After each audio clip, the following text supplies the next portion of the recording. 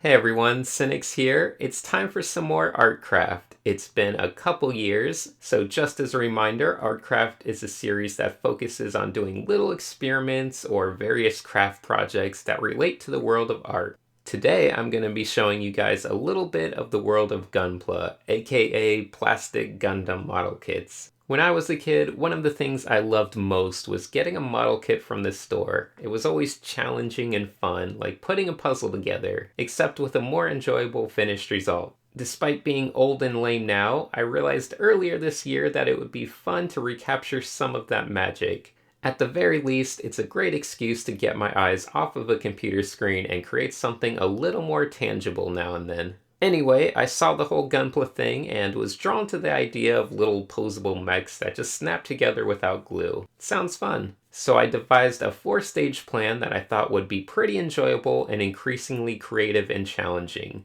Stage 1 was to build a simple Gunpla and just try to make it accurate looking, nothing too fancy. I completed this stage and didn't make any video for it since there was nothing too interesting about it, but I definitely learned quite a bit from the first one. Now I'm on to stage 2, once again building a simple Gunpla, but this time going completely original and crazy with the painting. Making a clean paint job would probably be more challenging in my opinion, so instead I'm just going to make this one look as rusty and old and beat up as possible. A weathered Junkyard Gundam. So that's what this video is going to be all about. If you guys enjoy it, I'll be sure to share stages 3 and 4 with you as well. Stage 3 is going to be a more complex Gunpla with a super clean and custom paint job, probably based on an existing brand.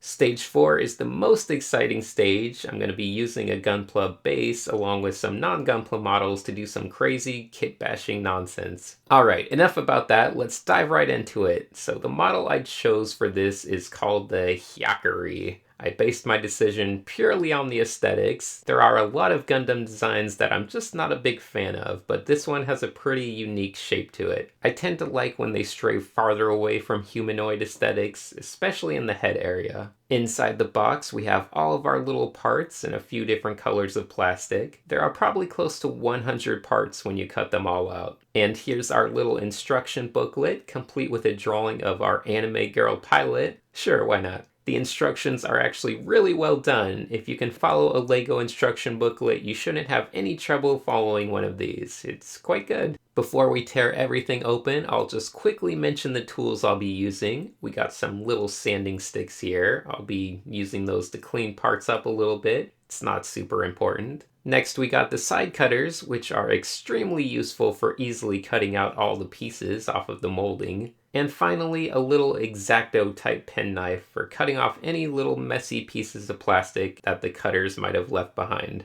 I'll give you a quick look at the part sheets. Each sheet has a letter on it, and each individual part has a number next to it. They're designed to look quite nice and presentable without any painting required, so the different colors of sheets are all quite nice. This model also comes with a stand, which is a nice little bonus. There are also usually some stickers included with these simple kits, but stickers are lame and we're going to paint things, so we don't need those at all. I think we're ready to build, so the instructions are telling us to start with the body first. I will show you a little bit of the normal process for preparing a part just for this first one, but after that I'll be speeding things up a lot and just zooming through. Once you locate the part you need on the correct sheet, you can go in with the cutters and snip each connection point.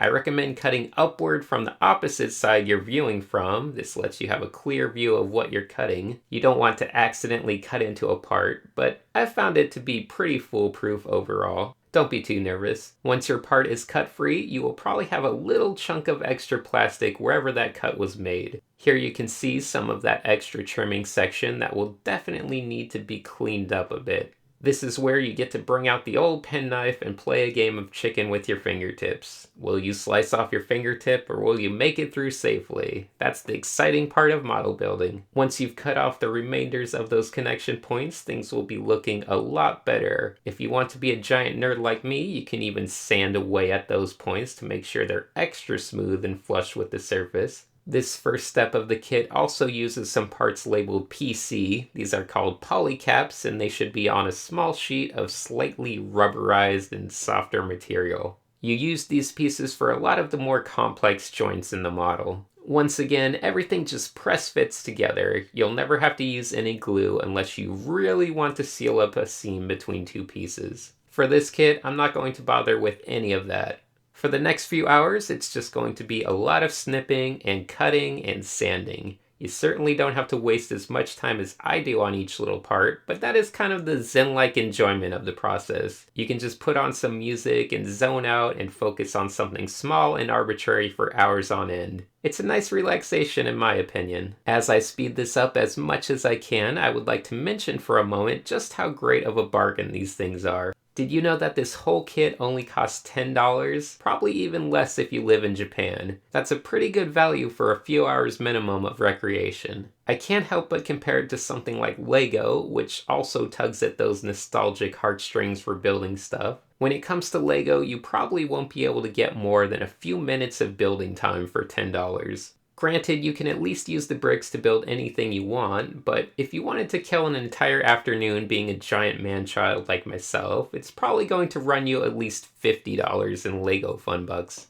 Well, back to the building action, I've been quite impressed by all the engineering that goes into these things. Not only do all of the parts move, but they move in ways that simulate real mechanical functionality. I love the little fake hydraulics and touches like that. I also really like how there is somewhat of an inner frame and the bulky exterior shapes are all separate from that. It's something I always like to think about personally when I design mechs. Making sure everything has some sort of interior skeleton that works well on its own, and then just attaching panel shapes to the outside of that interior frame to really provide stylish graphical elements. Not only does this assure balance and functionality, which are the two most important aspects of industrial design, but it also assures a focus on having a good exterior silhouette that is complemented by fun interior silhouettes. Those happen to be the next most important aspects of industrial design.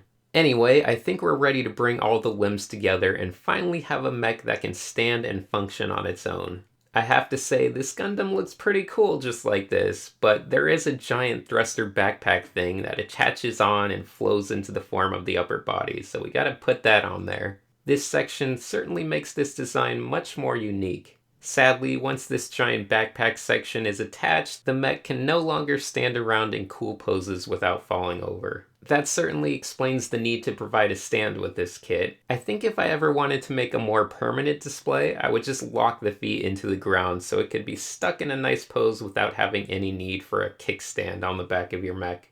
This kit does have some fun transforming properties. You can tuck the arms into the backpack and fold down the feet completely to give it a speedy outer space look.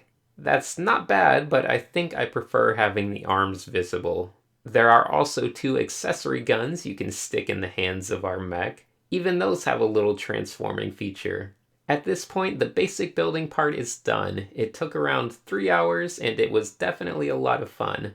If you're mildly interested in this stuff, I do highly recommend trying one out sometime. At $10, you'll always get your money's worth. The only difficult part is deciding what to do with it afterward. I know my wife doesn't want a bunch of model kits sitting around on the shelves. Maybe you can just give them to a young relative or something. After the fun is over, you're basically just left with an action figure. Although our goal for this one is to not stop here, but instead see if we can transform this into something a little more unique and artsy.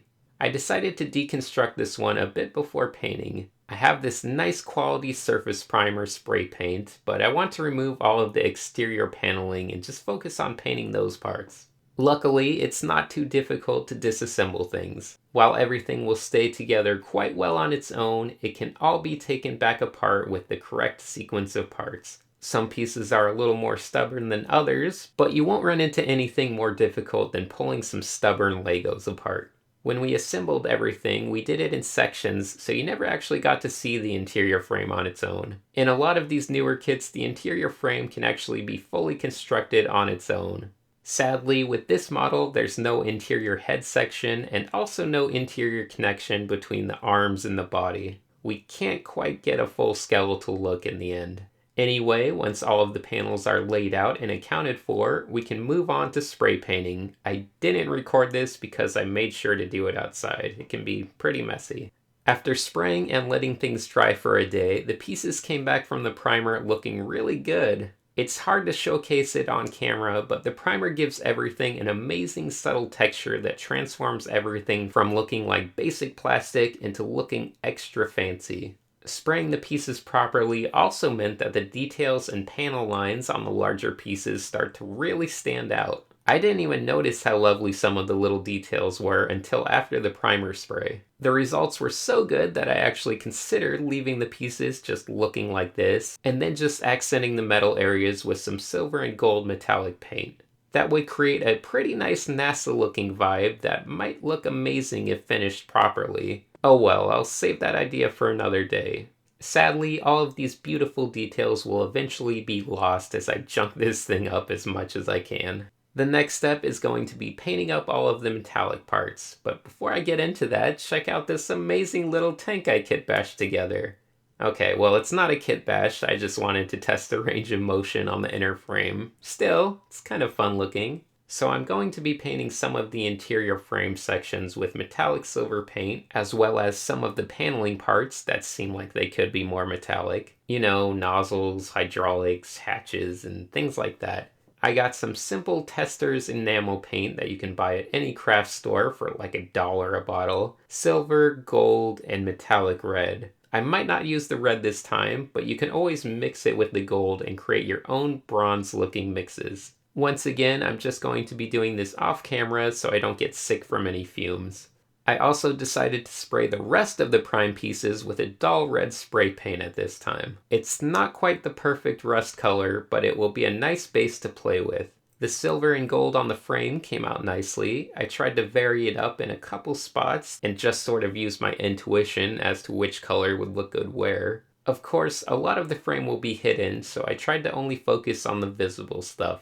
This is the part where things get super experimental from here on out. I got some crappy paintbrushes here, along with some random makeup sample tools I grabbed while my wife was doing whatever it is women do at Sephora. I also got this kinda ugly looking bottle of rust-colored enamel paint, a super value set of soft pastels, and the world's cheapest set of oil paints. It's amazing what you can get for a few bucks. I'm just going to be caking all of these random art supplies on here and seeing what works. My goal is to just get a very rusty looking texture with a bit of random hue variation. I tried the rust enamel paint first, but that just kind of looked like poop, so next up was the oil paints.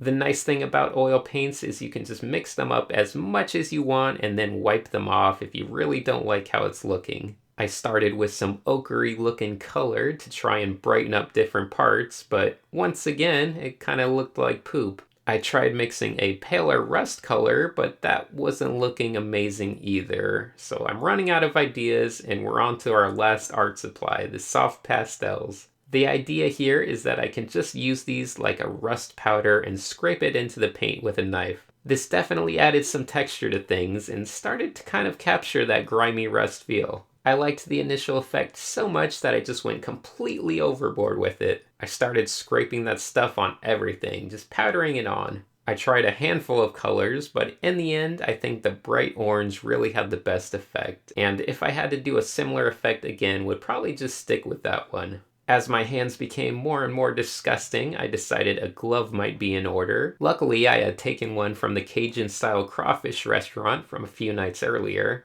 I'm starting to feel a bit like the quintessential starving artist here, just finding the most ghetto solutions to every problem. Anyway, I'm enjoying seasoning all of the little plastic parts here. I decided to start piling them all together and just caking them all in orange dust. Once all of the Cheeto dust has settled, I decided to go back and refinish the silver parts, which also gave me a great opportunity to add some chipped metal effects to the corners of all the different pieces. It got a bit sloppy, and I probably should have used a smaller brush, but oh well, once again, it's a learning process. After letting things dry up, it's time for the final assembly process. It's always a lot easier the second time around. I think it only took around 10 minutes to put all the pieces back together. I have to say, it definitely wound up capturing a nice rusty red color with all of that pastel dust mushed around.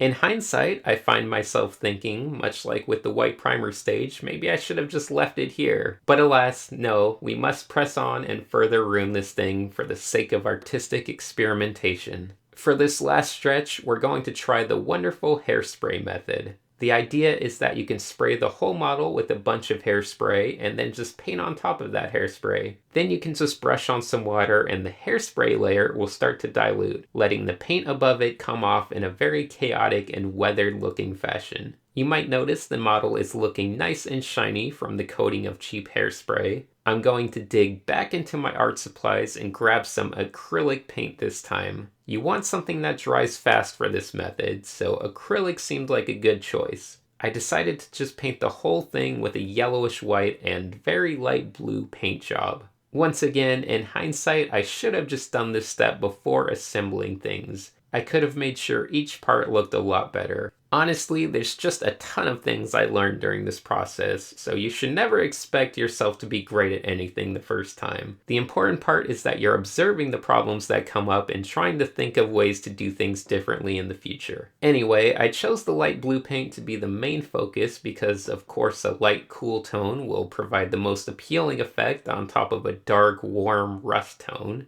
After things have dried for a few minutes, I came back with a little cup of water and one of my worn out paintbrushes. It takes a minute, but once you start brushing the water around, it will start to absorb into the hairspray layer and all of that paint starts flaking right off. I definitely love the overall concept of this hairspray method. I hope I get to try it out more often because I made a bunch of simple mistakes that could have definitely been improved upon. I really like how it looks on the lower legs where I left more paint on in parts, but the whole backpack area is a giant mess. We can just nickname the backpack Jeb from now on. Oh well. I tried to mess around with adding some panel line wash to things, but quickly realized I had trashed all of the panel lines with gunk and paint, so there was no real point.